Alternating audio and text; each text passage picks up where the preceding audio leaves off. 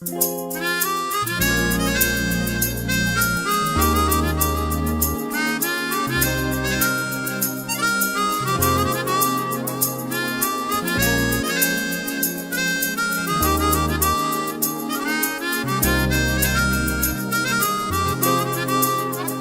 çöl yerlerde, sen halillerde, geceler yalnızım, seni arım nerede?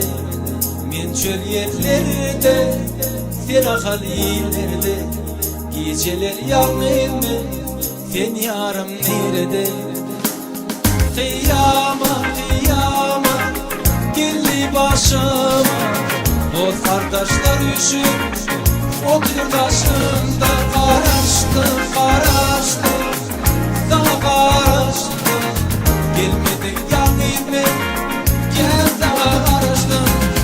Bir çöl yerlerde, bir halillerde, geceler yalnızım, seni arım nerede?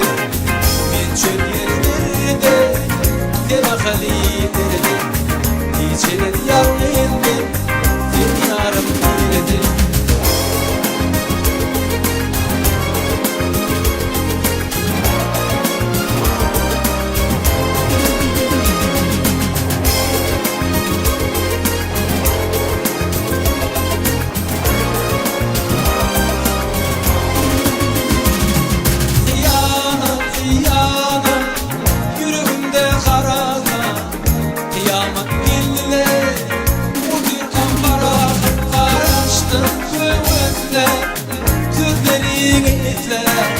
Göz yaşlarım gizler, gel sana karıştım.